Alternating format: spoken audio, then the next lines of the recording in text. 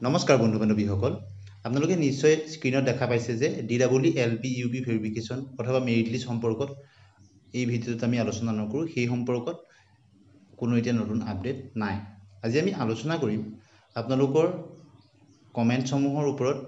বিভিন্ন প্ৰসংগত শিক্ষা বিভাগৰ কিছু কথা আমি আলোচনা কৰিম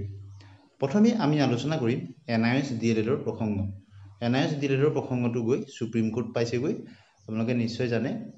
যে ষ্টেটবিলাকত চলি থকা যি হাইকোৰ্টৰ গোচৰবিলাক ইতিমধ্যে ডিছপ'জ কৰি দিয়া হৈছে বা সেইসমূহত এতিয়া আৰু সুপ্ৰিম কোৰ্টৰ পৰা ৰায়দান নহালৈকে সেইখিনি গোচৰত এতিয়া আৰু শুনানি নহয় গতিকে NIOSৰ প্ৰসংগত নেক্সট হিয়াৰিং আছে জুলাই মাহৰ 29 তাৰিখে গতিকে NIOSৰ DLEDৰ প্ৰাৰ্থীসকলে নিশ্চয় ভাল খবৰ আহিব বুলি তেওঁলোকে বহু আশাৰে বাট চাই আছে ইয়াৰ মাজতে NCTৰ ফালৰ পৰাও কিছুমান কথা ওলাইছে যদিও এতিয়ালৈকে জনাব পৰাকৈ তেনেধৰণৰ কোনো গুড নিউজ নাই বিভিন্ন ধৰণৰ NCTয়ে যিবিলাক অৰিজেণ্ডামে হওক বা বিভিন্ন জনৰ প্ৰশ্ন উত্তৰৰ কাৰণে কিছুমান সাইটত তেওঁলোকে আপডেট দি থাকে তেনেধৰণৰ আপডেটছ কিছুমান প্ৰকাশ পাইছে যদিও NIOS DLEDৰ প্ৰসংগত যিখিনি গতানুগতিক খবৰ সেইখিনি তেওঁলোকে প্ৰকাশ কৰিছে এতিয়া আমি আলোচনা কৰিম যে টেট কাম ৰিক্ৰুইটমেণ্টৰ সম্পৰ্ক বহুজনে সুধিছে যে টেট কাম ৰিক্ৰুইটমেণ্ট কেতিয়ালৈ হোৱাৰ সম্ভাৱনা আছে গতিকে টেট কাম ৰিক্ৰুইটমেণ্টৰ হৈ আপোনালোকে নিশ্চয় জানে যে হায়াৰ ছেকেণ্ডাৰী টেটৰ এজনমান প্ৰাৰ্থীয়ে এটা গোচৰ দিছিল আৰু সেই গোচৰটোৰ কিন্তু নেক্সট হিয়াৰিং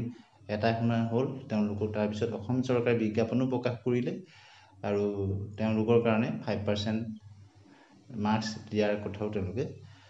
ঘোষণা কৰিলে পৰৱৰ্তী কিন্তু তেনেধৰণৰ কোনো আপডেট অহা নাই গতিকে টেট কাম ৰিক্ৰুইটমেণ্টৰ যোগেদি যি নিযুক্তি দিয়াৰ কথা আছে গতিকে যদি জুন মাহত প্ৰচেছটো আৰম্ভ হয় অনলাইন আবেদনৰ কাৰণে তথাপিতো কিন্তু পৰীক্ষা দি ৰিজাল্ট ফলাফল দিয়ালৈ ছেপ্টেম্বৰ অক্টোবৰ পাবগৈ মাজতে আকৌ পঞ্চায়ত ইলেকশ্যনৰ কথাও ওলাই আছে গতিকে বছৰৰ হয়তো শেষ ভাগৰ ফাললৈহে টেট কাম ৰিক্ৰুইটমেণ্টৰ হয়তো নিযুক্তি প্ৰক্ৰিয়াটোলৈকে আগবাঢ়ি যোৱাৰ সম্ভাৱনা আছে যদিও জুন মাহতেই বা জুলাই মাহতেই কামটো আৰম্ভ হয় অনলাইন আবেদনৰ নিশ্চয় গম পাইছে এতিয়া আমি আলোচনা কৰিম যে BTCক লৈ এটা কথা কেইদিনমানৰ আগতে যিটো কেছ হৈছিলে যে 1919 VS BTR টেটৰ তাৰ প্ৰসংগটোৱে কিবা প্ৰভাৱ পেলাব নেকি তাৰো নেক্সট হিয়াৰিঙৰ ডেট দিছে আপডেট পোৱাৰ লগে লগে আপোনালোকক জনাম আৰু সেই সম্পৰ্কটো বিভিন্ন কৰ্তৃপক্ষৰ পৰা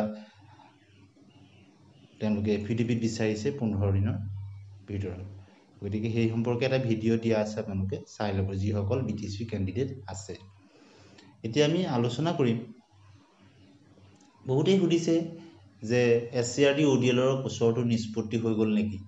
তেওঁলোকে উইথড্ৰ কৰি ল'লে নেকি বা গভৰ্ণমেণ্টৰ ফালৰ পৰা এফিডেভিট বা শপতনামা দিলে নে নিদিলে এই সম্পৰ্কত কিন্তু অফিচিয়েলি মহামান্য আদালতৰ পৰা কোনো উইথড্ৰ কৰাক লৈ বা এফিডেভিট দিয়াক লৈ তেওঁলোকে আপডেট অহা নাই আশা কৰা হৈছে যে জুন মাহতে তাৰো এটা নিশ্চয় সঠিক উত্তৰ আহিব এতিয়ালৈকে যদি চৰকাৰে এফিডেভিটটো দিছে এফিডেভিটটো দিলে নেক্সট কোৰ্টৰ হিয়াৰিং হ'ব তেতিয়া কথাটো গম পোৱা যাব গতিকে চৰকাৰেও বিভিন্ন ধৰণৰ কথা ধৰি লওক ইলেকশ্যনেই হওক বা অন্যান্য ধৰণৰ কাৰণে তেওঁলোকে কিছু সময় লয় এইবিলাক সময়ত যথেষ্ট হেৰি লাগে আৰু আপোনালোকে নিশ্চয় জানে যে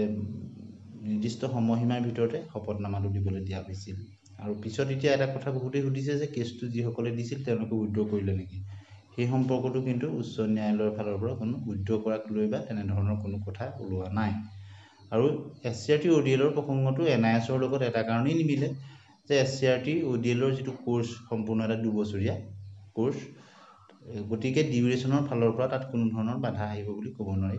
অন্যান্য কাৰিকৰী যদি কিবা কথা থাকে সেই কথা ন্যায়ালয়ে ভালদৰে বিচাৰ কৰি চাব কিন্তু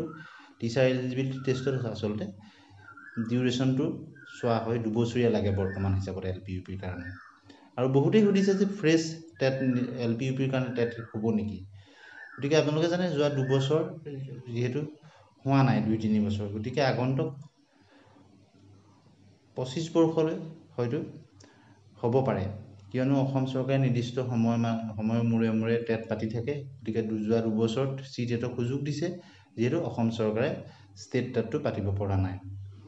গতিকে নিশ্চয় আপোনালোকে সুধি থকা কমেণ্টসমূহৰ বহুসংখ্যকৰে উত্তৰ ইয়াত দিবলৈ আমি চেষ্টা কৰিছোঁ। আপোনালোকৰ মতামত কমেণ্ট ছেকশ্যনত ভদ্ৰভাৱে জনাবলৈ নাপাহৰিব। চেনেলটো ছাবস্ক্ৰাইব কৰি দিব, ভাল পালে লাইক আৰু শ্বেয়াৰ